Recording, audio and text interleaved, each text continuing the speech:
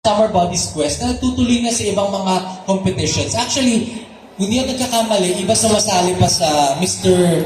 Philippines, yan. Iba, nakita ko pa sa, para naman sa mga babes natin, nasa Century Tuna, which is of course, I understand, one of the most prestigious competitions in the country, di ba? So, yun, nakita ko, sabi ko, wow, grabe yung mga sumasali sa Summer Bodies Quest namin. I'm really proud that they go international talaga. So, this is the moment that you may introduce yourself, tell a little bit something.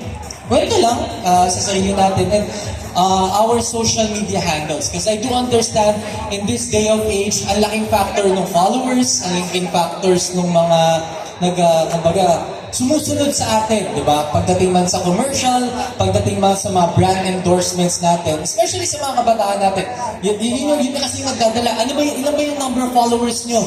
Pagka kinary nyo yung brand natin, for example, a slipper brand, ilan yung mag-view? Diba? Ganun siya, ganun yung labanan talaga ngayon. And we have to face the fact na ganun talaga. So, ilan yung nanonood sa atin ngayon? Diba? Imbitahan niyo sila. If you do have a YouTube channel, kindly promote it. If you have a TikTok channel, kindly promote it. And this is the perfect avenue and opportunity that Talents Manila and Easy Panorama Complex provided everyone. So, yan, ibibigay ko yung mikropono sa ating mga babes, all the way sa ating mga Hunks. And, yan, pakilala lang tayo.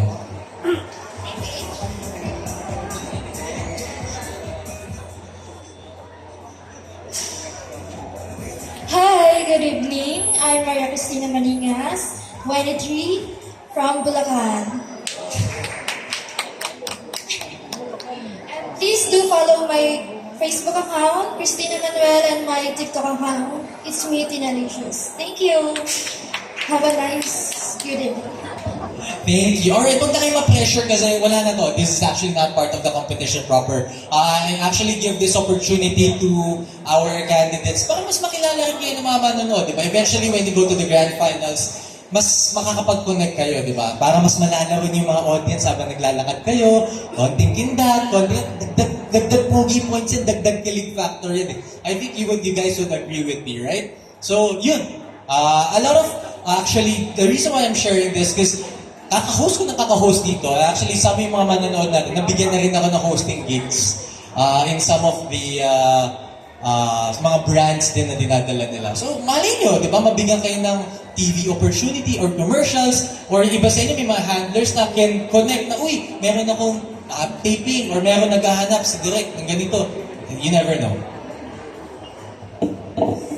Hello, good evening. My name is Javeline Alcilha, and I'm from Pasig. I'm 21 years old, and please follow my IG is Javeline Alcilha. Have a good evening. Thank you. Maraming salamat. Babe number 2. Alright. Babe number 3. Hello everyone, I'm Trisha de Guzman Valdez, 23 from San Jose del Monte, Bulacan. Please follow my Facebook account, Trisha Valdez, and my TikTok is It's Yotrix. Thank you. Ayan, guys, i-follow niyo yung ating mga babes. Dito mo yung mga Hunks natin, makikilala nyo rin, malalaman yung mga social media handles natin. Babe number 4. Hello, good evening everyone. Andrea De La Rosa, 25, from Pasig City. Good evening po. Alright, Andrea, I do apologize. I mispronounced your surname kanina. It's De La Rosa. Ayan. So, kung meron ka bang, do you have any social media handles that you would like to invite everyone? Like YouTube channel? Meron ba? Wala po. FB lang po. Papalaw na lang po Andrea De La Rosa pag gusto niyo po. Gusto ko yan, nakakatuwa. One time si John Lloyd pinopen yung Honor Day Father sa Dolphy Theater. Tapos sabi niya, sana po magustuhan niyo yung aming palabas. Kung hindi naman po, okay lang din. Ayan. And then last but not least, of course, babe number 5. Hi, my name is Angel Castellano, 24 from Caloocan City. Please do follow my IG and TikTok, Angel Castellano 17. That's it. Maraming salamat, babes. Thank you so much. At syempre, mapunta na tayo sa mga hunks natin. Starting with, dito pala, hunk number 1. Mag-iba pala yung position. Alright, hunk number 2, maraming tumitili dito kanina. Nandun eh. Medyo kinabahan nga ako, baka tumuloy-tuloy, tumisigaw. Ah! Dire-dire dyan. Diba? Okay, hunk number 1, same question din sa ating mga babes. Kindly promote, introduce yourself. Relax lang, chill lang. Di ba kailangan sobrang formal. Nagkukwentuhan lang tayo dito. Hi, I'm Nico Kasuo, 25 from Quezon City. Follow my IG, FB, and TikTok, Nico Kasuo. Thank you.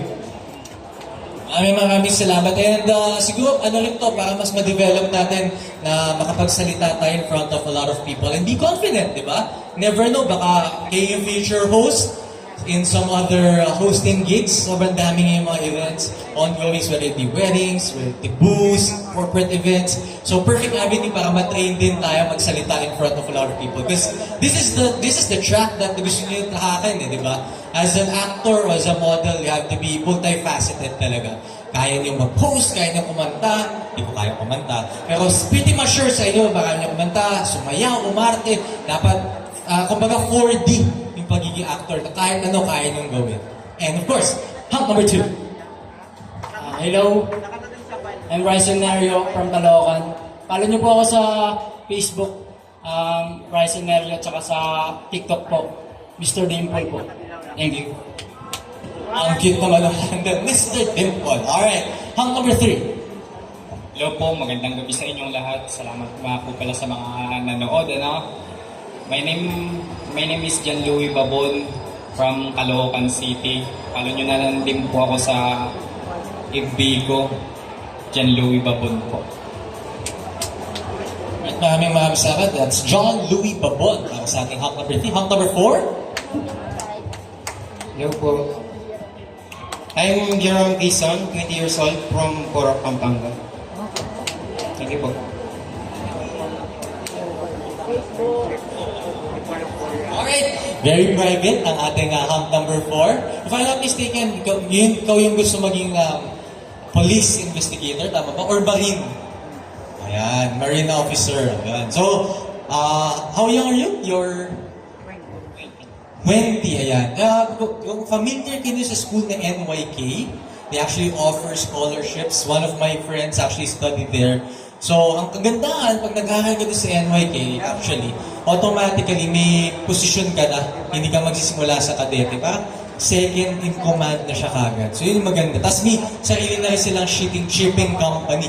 So, may automatic work ka na. Doing well siya sa kanyang field niya. So, good luck to you in your endeavor. And last but not the least, hunk number 5. Hello, my name is Wawi Lee, 20 years old from Pasig City. Follow nyo rin po ako sa Facebook, sa YouTube, sa IG, Wawi Lee. Thank you po. Thank you, hunk number 5. At nabasa ko dun sa ating, yes, nagbabasa yung host. Nakalagay, you are part of GMA's Orduha. Tama ba? Yes po.